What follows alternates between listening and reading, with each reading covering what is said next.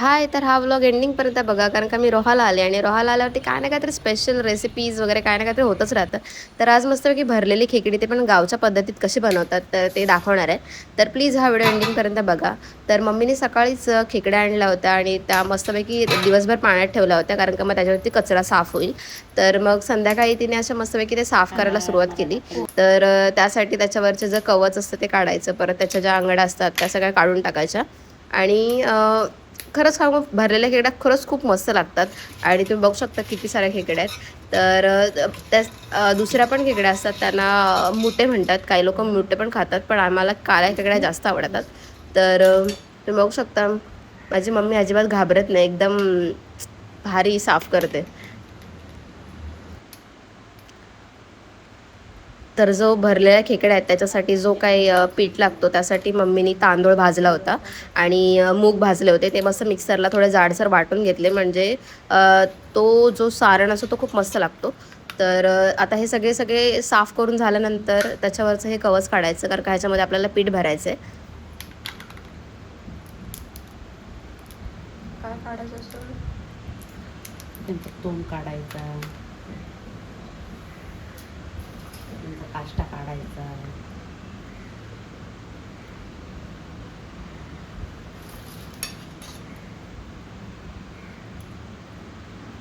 त्यांचा मादा घ्यायचा काढून.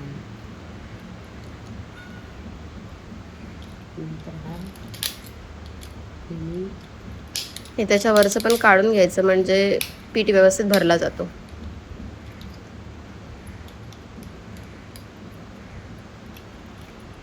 तोंड काढल्यास, तोंड काढल्यास. आणि हे सगळं काढून झाल्यावरती ते मस्त स्वच्छ धुवून घ्यायचं.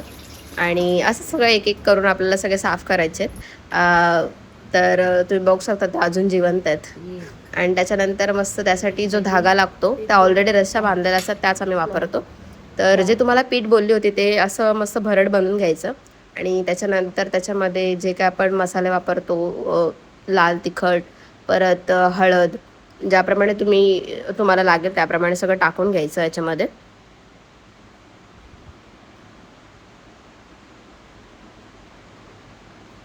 जर तुम्हाला वाटण टाकायचं तेही टाकू शकता तुम्ही.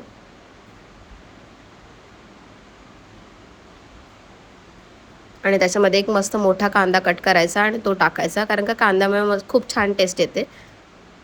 तर आम्ही मस्तपैकी एक मोठा कांदा कट केला होता. आणि 6 खेकड्या होत्या त्याप्रमाणे पीठ घेतला होता. आणि जर पीठ उरलं तर त्याचं मस्तपैकी गोले बनवून सोडता येतात, तेही खूप छान लागतात. त्याच्यामध्ये चवीप्रमाणे आपण मीठ टाकायचं.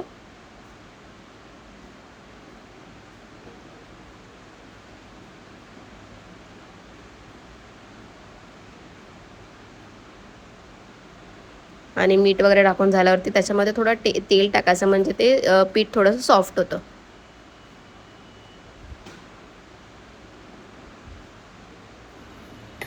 आणि त्याला असं मस्त मिक्स करून घ्यायचं सगळं.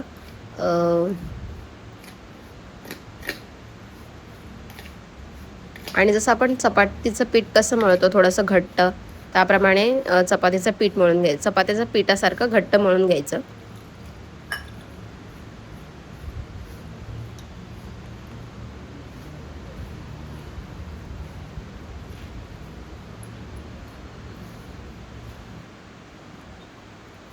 आणि तुम्ही बघू शकता मम्मीने आता ज्या आपण साफ केलेल्या होत्या खेकड्या त्याच्यामध्ये असं भरून घ्यायचं व्यवस्थित. आणि नंतर मग जो काय त्याच्यावरचं आपण काढली होती ती मस्तपैकी अशी घट्ट त्याला प्रेस करायचा. आणि त्याच्यावरती मग जो आपण धागा वगैरे, तुम्ही धागाही वापरू शकता किंवा त्या खेकड्या ऑलरेडी बांधलेल्या असतात ती रस्सी वगैरे वापरू शकता. तर मम्मीने अशी ती रस्सी घेतली त्याच्या साईडची आणि त्याला मस्तपैकी अशी गाठ बांधायची की ते सुटणार नाही, कारण का सुटलं तर ते जे आतमध्ये आपण भरलं आहे पीठ ते सगळं बाहेर येईल. त्याच्यामुळे असं मस्त घट्ट बांधून घ्यायचं.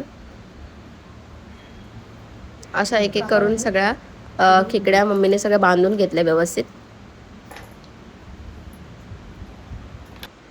तुम्ही बघू शकता सगळ्या खेकड्या बांधून झाल्यात. आणि जो काय पीठ उरला आहे त्याच्यात आता मस्तपैकी असे गोळे बनवायचे, चपातीचे गोळे बनवतो तेवढ्या साईजचे. आणि ते डायरेक्टली आपण जेव्हा उकळ येते त्याच्यानंतर ते सगळे टाकायचे, म्हणजे ते व्यवस्थित शिजतात. तर हे मम्मीने असे गोळे बनवले.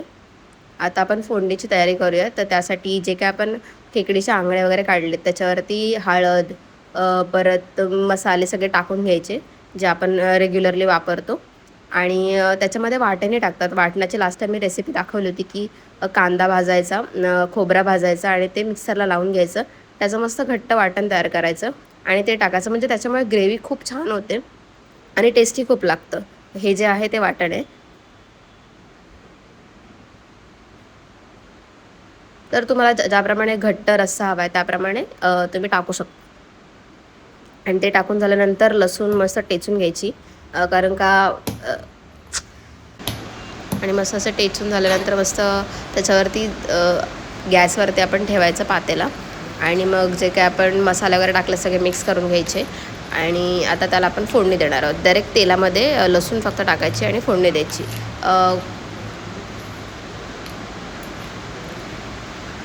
हे तेल टाकलं, लसूण आणि त्यात पाणी थोडं टाकायचं. आणि तुम्ही बघू शकता डायरेक्ट मम्मीने ते सगळं ॲड केलं. आणि जेवढं तुम्हाला पाणी हवं आहे तेवढं तुम्ही पाणी टाकू शकता शिजायसाठी. आणि मग आता हे मस्त हलवून घ्यायचं आणि ह्याला थोडा वेळ आपण उकळ येऊन द्यायची. त्याच्यानंतर ज्या आपण खेकड्या बांधल्यात त्याच्यामध्ये सोडायच्या एक एक करून.